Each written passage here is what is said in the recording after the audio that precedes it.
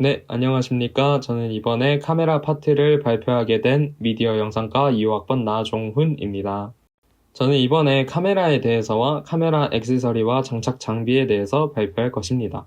먼저 카메라는 기본적으로 빛이나 물체에 반사된 빛을 렌즈를 통해 들어오게 되고 그 들어온 빛을 이미지 센서에서 받아서 사진 혹은 영상으로 저장하는 구조로 되어 있습니다. 쉽게 말해 빛을 이용해 이미지를 기록하는 장치라고 생각하시면 되는데요.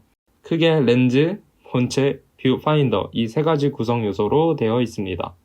이 세 가지는 카메라라고 부르기 위한 최소한이라고 생각하시면 됩니다. 바로 렌즈에 대해서 설명드리겠습니다. 렌즈에는 크게 노출, 줌, 초점이라는 이 세 가지 조정 기능이 있는데요. 노출은 렌즈를 통해 들어오는 빛의 양을 말하며 그 빛의 양은 조리개, 아이리스라고 하는 것에 의하여 통제됩니다. 노출의 정도를 나타내는 단위로는 f스톱이 있는데요. 그 f스톱 옆에 있는 수치가 낮을수록 조리개의 구경이 커집니다. 즉, 들어오는 빛의 양이 많다는 뜻으로 반대로 f스톱 옆에 있는 수치나 숫자가 높으면 이제 조리개의 구경이 좁아지면서 들어오는 빛의 양이 적다고 생각하시면 됩니다. 질문 하나 드리겠습니다. 만약에 A사 카메라의 F값이 1.4이고 B사의 카메라 F값이 4라고 했을 때 무엇이 더 빛의 양이 많을까요? 네, A사 카메라의 빛의 양이 더 많습니다. 또한 피사기의 심도와 셔터 스피드가 있는데요. 피사기의 심도는 특정 피사체에 초점을 맞출 때 그 피사체의 중심으로 앞과 뒤 어디까지 초점이 맞아 보이는지에 대한 범위를 말합니다. 이것은 조리개가 닫혀 있을수록 즉 f스톱 숫자가 높을수록 피사기의 심도가 깊어집니다. 셔터 스피드는 빛이 들어오는 시간을 조절하는 것인데요. 이 셔터 스피드가 빠르다 하면 움직이는 물체도 샤프하게 찍히고 셔터 스피드가 느리다 하면 피사체 혹은 카메라가 조금이라도 흔들렸을 때 그 결과물에도 흔들림이 생기기 쉬워 조심해야 됩니다. 다음으로는 줌이 있습니다. 줌은 피사체를 당기고 멀리 보내는 것처럼 보이도록 하는 기능입니다. 일상생활에서는 아이패드를 당기고 보내는 것도 줌이라고 생각하실 수 있습니다. 줌에 관련된 렌즈로는 표준 렌즈, 망원 렌즈, 광각 렌즈가 있는데요. 먼저 표준 렌즈부터 설명드리겠습니다. 표준 렌즈는 인간의 눈과 가장 가까운 화각을 가진 렌즈로서 눈으로 보는 것과 거의 동일하여서 원근감, 크기의 위화감이 거의 없습니다.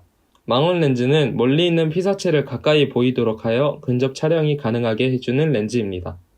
장초점 렌즈라고도 하는 이 망원 렌즈는 멀리서 저기 멀리 있는 동물 같은 친구들을 촬영해야 되는 다큐멘터리 같은 프로그램에서 유용합니다. 마지막으로 광각 렌즈가 있습니다. 광각 렌즈는 표준 렌즈보다 초점거리가 짧고 수평 화각이 넓은 렌즈입니다. 이 렌즈는 피사체가 가까울수록 과장되게 확대되어 보이는 특성을 가졌습니다. 렌즈의 마지막으로는 초점입니다. 초점은 포커스라고도 하는데 피사체를 선명하게 보이도록 촬영하는 기능입니다. 이 초점을 잡는 요령으로는 우선 아무 곳에다 줌인을 한 다음 촬영할 대상에 초점을 맞춘 후 다시 줌아웃을 하여 원하는 사이즈로 촬영을 하면 그 줌아웃된 모든 구간에 초점은 맞도록 되어 있다고 합니다. 근데 만약 이 방법을 했을 때도 초점이 맞지 않게 된다면 그것은 플랜지백 때문인데요. 만약 이 플랜지백이 변하게 되면 줌인을 하고 줌아웃을 해도 초점이 맞지 않게 됩니다. 이제 카메라 액세서리와 장착 장비에 대해서 설명드리겠습니다. 카메라 액세서리에는 화각 변화를 위한 액세서리가 있는데요. 대표적으로 와이드 컨버터, 와이드 어태치먼트, 익스텐드 컨버터, 그리고 PCI 컨버터가 있습니다. 이 중 가장 신기하게 본 것은 PCI 컨버터인데요.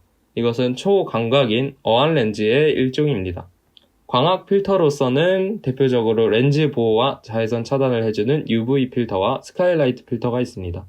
또는 강한 빛을 받아서 별 모양이나 십자 모양으로 빛을 분산시켜주는 크로스 필터도 있고, 만약 카페 내부를 밖에서 찍고 싶을 때 유리등의 표면으로부터 반사된 강을 제거해주는 필터인 평강 필터도 있습니다. 그 밖에도 ND 필터, 무지개 필터 등이 있습니다. 카메라의 장착 장비로는 저희가 이 대학교에서 가장 많이 사용하게 될 트라이포드, 삼각대라고 하는 것이 있습니다. 가장 간단한 카메라 받침대이며 카메라의 무게를 지탱하고 흔들리지 않아야 됩니다. 그래서 카메라의 무게에 따라 어떤 트라이포드를 쓸지 결정이 되고요. 좌우를 조절할 수 있는 펜과 상하를 조절할 수 있는 틸트가 있습니다. 다음으로는 스테디캠과 짐벌이 있는데요. 우선 스테디캠은 카메라맨 몸에 부착하여 흔들림을 완화시켜주는 촬영 장비입니다. 기동성 있게 촬영 가능하여 역동적인 화면을 만들어낼 수 있는데, 그러나 가격이 비싸고 전문적으로 쓰여서 일반적으로는 쓰기 어렵습니다.